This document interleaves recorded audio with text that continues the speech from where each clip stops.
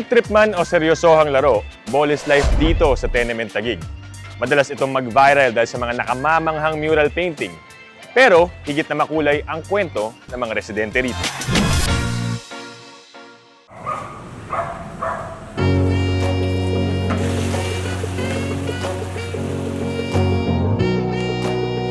Balita ko, 1960s pa itinayo itong tenement at isa sa mga pinaka-nagbibigay buhay rito ang famous court na pupuntahan natin. And as a basketball fan myself, excited akong makausap ang mga taga rito.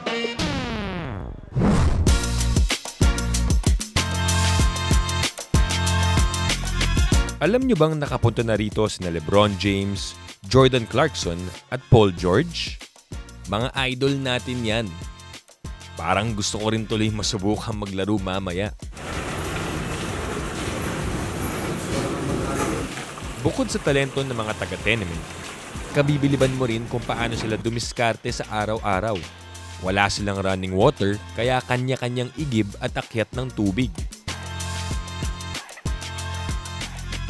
Merong ding mga nakahanap na rito ng pagkakakitaan.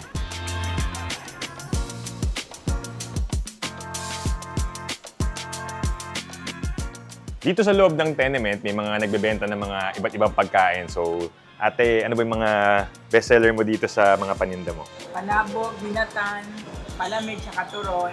Turon. Siomay. Ito, siomay, medyo paborito ko yan. Baka pwedeng makahingi ng siomay. Turon. Okay rin magturon siguro para manamis-namis. Gano'n na po kayo katagal nagbebenta ng pagkain? Yung merienda ganito, 6 years na, pero dito na talaga kami nakatira. Kailan pa po kayo nakatira dito? Dito kami pinanganak, Anong taon po yun? 67. Ah, Bali, 58 years na ako dito. tagal na po. Oo. Parang 1990 lang kayo pinanganak eh.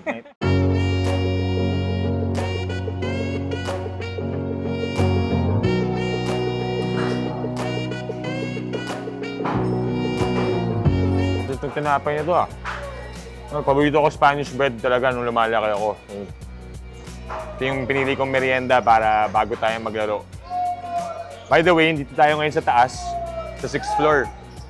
Ganda yung view dito kasi kitang-kita mo yung mural na gawa ng mga visual artist na nakatira rin dito mismo sa tenement. So nakakabilib, di ba? Kasi residente sila dito, tapos sila rin yung gumagawa ng design sa court. Kung makikita natin yan dito sa baba. Medyo mas mahangin dito sa taas, kaya sarap manood ng basketball.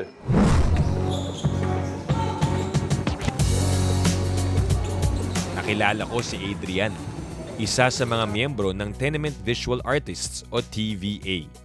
Sila ang mga nasa likod ng mga sikat na mural art dito.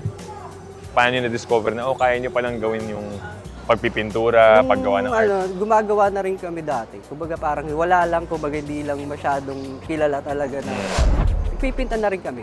Kumbaga parang ginagawa na rin namin.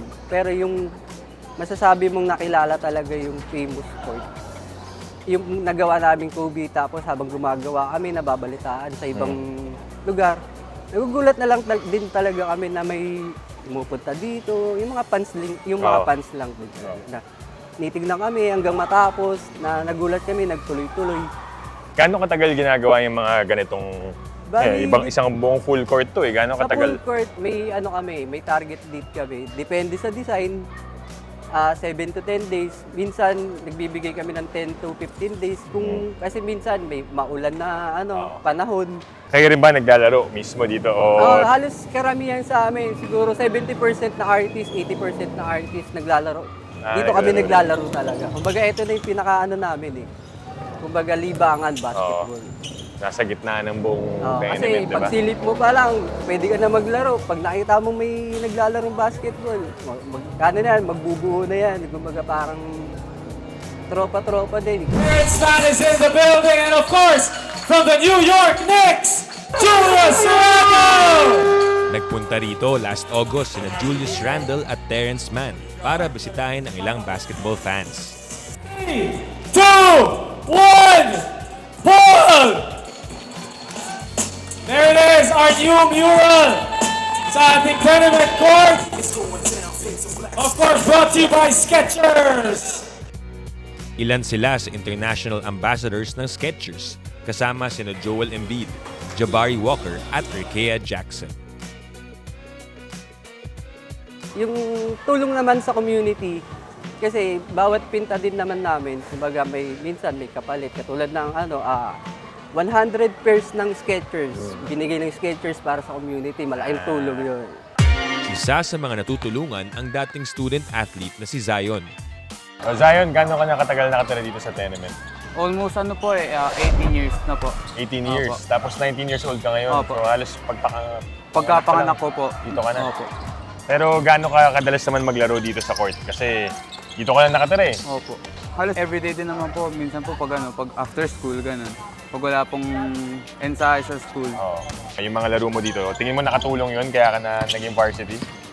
Yes po, kasi kumbaga, nung paglalaro po dito kasi ibang-iba po sa formal league po. Kasi dito po, tinatawag po na ligang labas. Kumbaga, iba-ibang edad, di ba? Yes, Mga... opo. Open category po. Oo. So, parang namulat rin po, nag-matured po ako sa game. Nakahelp po rin po sa akin. Inspirasyon ang hatid ni Zion sa iba pang batang players dito sa tenement. Nandito na lang rin ako, hindi ko napalalampasin ng pagkakataon na makalaro ang ilan sa kanila. Okay yung feel ng sapatos na medyo nasasanay na tayo, comfortable siya, malambot. Kanina pa ako naglalakad paikot dito, pataas, pababa, tenement. Okay, pero basketball shoes to eh. So ngayon susubukan natin sa actual court. Tignan natin paano yung performance niya. Pero so far, so good.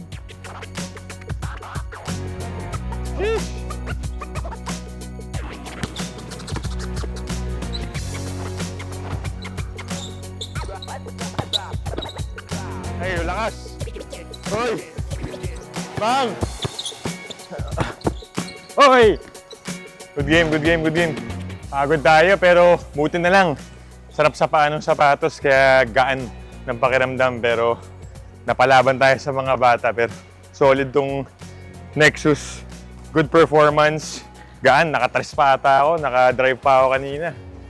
Yung mga ganyan, hindi ko masyadong nagagawa pero dahil dito, parang lumakas yung laro natin today. Solid, solid. Woo!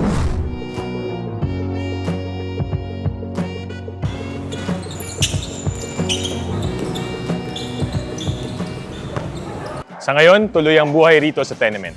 Isa pa rin ito sa pinakasikat at pinupuntahang court dito sa Pilipinas. At masaya ako na ako mismo nakapaglaro dito sa tenement court.